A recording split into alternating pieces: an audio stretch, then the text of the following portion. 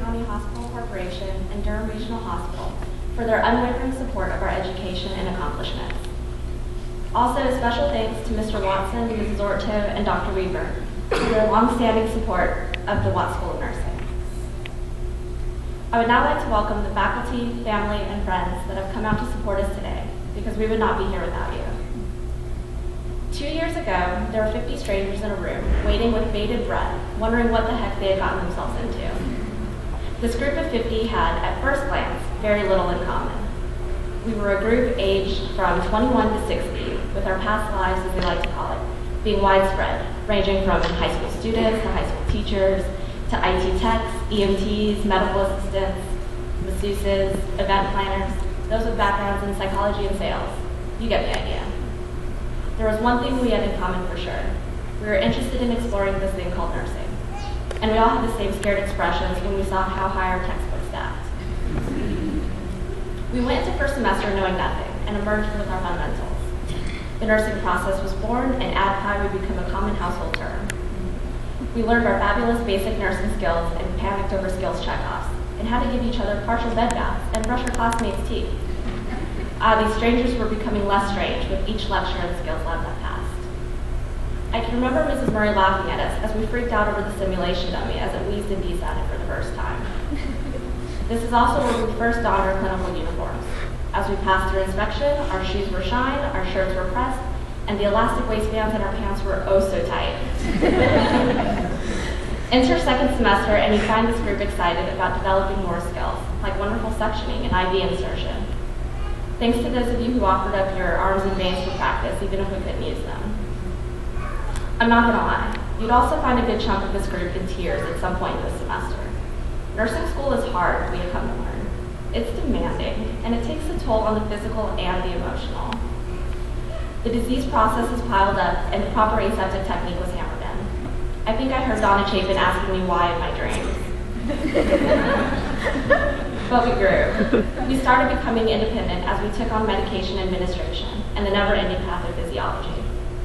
We were Black Bandit, marking our halfway point, meaning that we actually might make it through this program. And we made it all the way into the mother-baby arena, also known as third semester. Oh, the babies we held, the mothers we watched labor, oh, the quotes that came from Myrtle Mayfield.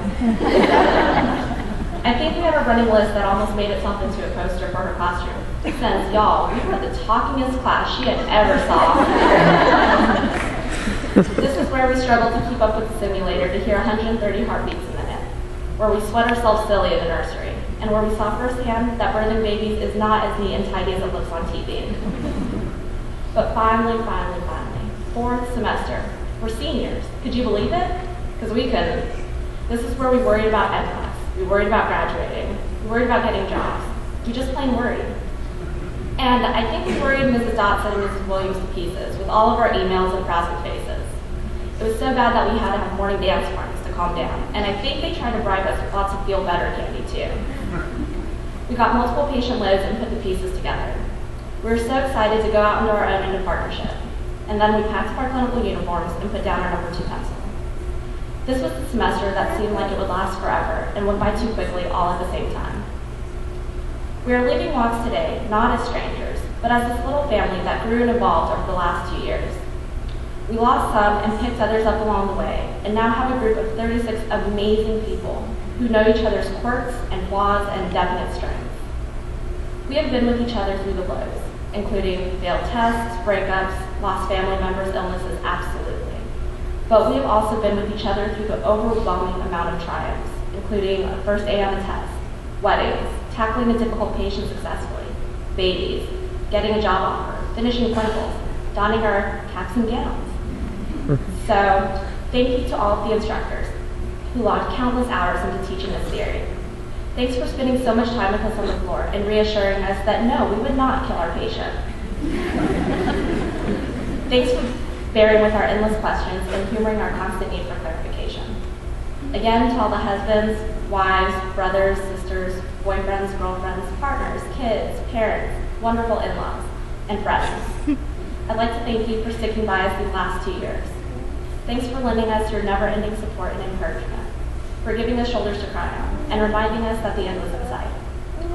You helped us keep our sanity, and you went along with our bizarre clinical stories with a sense of humor that developed over the course of the program. I'll finish this up with a quote from Rosie Williams. To do what nobody else will do, in a way that nobody else can do, in spite of all that we have been through, is to be a nurse. I liked it because I think it rings true for the group that's about to cross the stage. Over the last 2 years, Watts has prepared us beyond belief. We have seen so many things, some easy, but mostly difficult, and we came out ready and able to tackle it. I have complete faith that whatever units we go to, we are going to rock them, because we are from Watts. And as we've heard time and time again in each clinical rotation, graduates of Watts are prepared. They can do the skills, and they're respected because of the reputation. And now that's us. We are Watts nurses. Thank you.